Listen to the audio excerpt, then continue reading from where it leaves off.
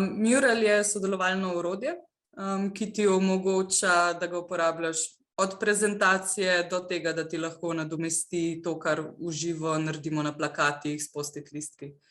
Tako da je tak orodje, ki omogoča skupini, da sodeluje in ima ful širok spekter uporabnosti.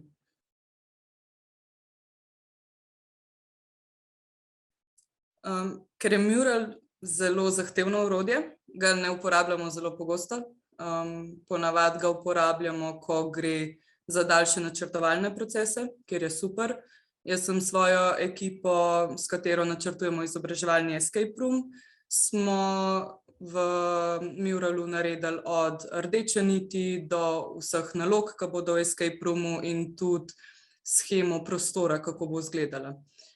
Tako da je zadeva, ki jo uporabljamo, ko gre za projektno načrtovanje, strateško načrtovanje, za kakšne bolj kompleksne procese, ker lahko daljši proces spravaš in beležiš v Muralu.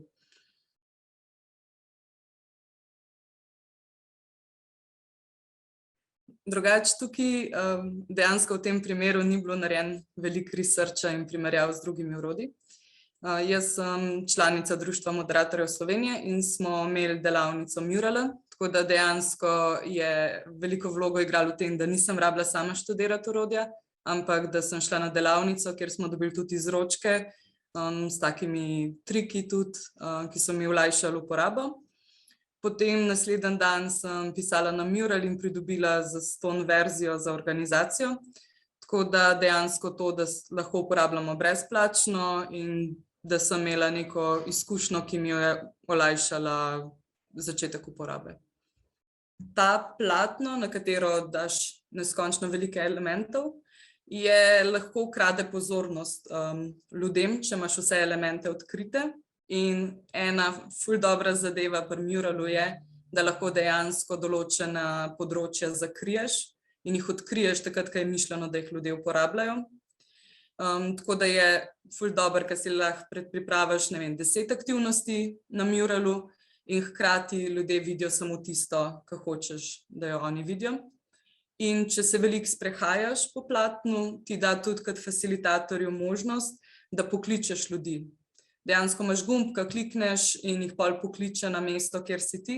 Tako da če te kdo odstava, se zgubi, naprimer, če imaš res kompleksno shemo, lahko tudi ljudi pokličeš. Tako da je res zelo uporabno in uporabniku dosti prijazno, ko usvoji.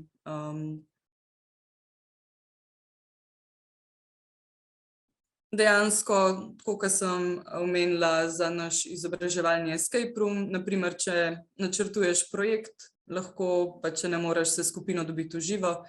Jaz sem še vedno za kreativne procese, verjamem, da če je možno, še vedno se raj dobim v živo. Če pa to ni možno, je pa Mural super orodje, ker ti omogoča zelo različne vizualne elemente, omogoča ti glasovanje, nekako tudi shranjuješ informacije, lahko vse tam tudi linke, če imaš kakšne kompleksne, tako da je lahko en dokument, kjer imaš nabrano čisto vse, kar rabiš.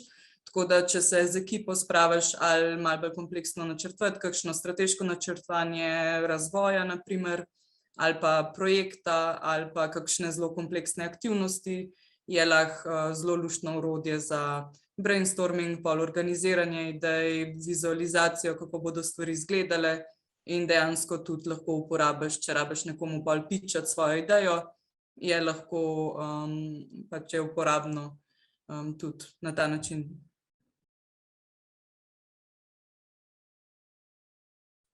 Ja, ker ponavadi uporabljamo za kompleksne procese, ponavadi zelo veliko elementov gor damo. In problem je, da ko se premikaš po platnu, se ti vse te stvari premikajo, če jih ne zakleneš.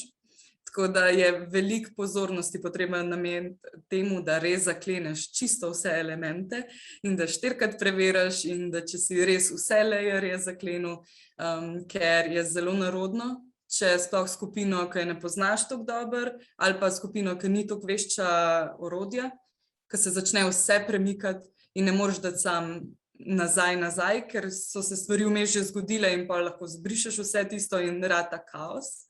Tako da res, ful velik poudarek in trikrat čez, kako je vse zaklenjen in da se ti ne premakne in da lahko odklene samo facilitator, torej lastnik tega platna, zaradi tega, da stojijo stvari tam, kam morajo biti in to je ena res taka stvar.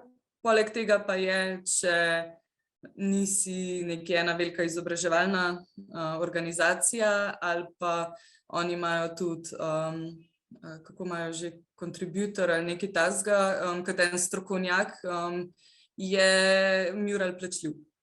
Tako da, če ne dobiš zastonj verzije, je pač tudi nekaj pač en finančen vložek potreben, da lahko uporabljaš orodje.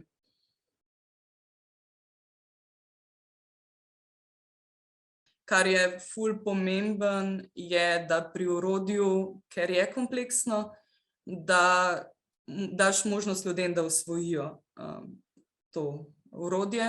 Zato je fajn, da imaš kakšno pripravljalno aktivnost ali pred tem, ko pridejo ljudje na sestanek, ne vem, da naredijo svoje prezentacije ali pa kaj, oziroma da na začetku daš eno tako interaktivno aktivnost, ker lahko ljudje sprobajo različna pač orodja oziroma te pač toolse, ki jih ponuja mural.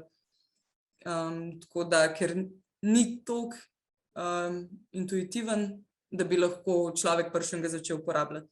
Rabiš, da se malo razgledajo po orodju. Eden izmed minusov je tudi, da v primerjavi s tem, ko pripraviš plakat, ko delaš v živo, je za te spletne plakate, če jih hočeš lepo pripraviti, potrebno tudi veliko časa. In mural ima template, ki ti lahko to olajšajo, da prišparaš na pripravi na sestanek. Tako da na njihovi spletni strani veliko priročnikov objavljajo, odgovorov na vprašanja, tako da je spletna stran njihova je res polna zelo uporabnih informacij, tudi za začetnike.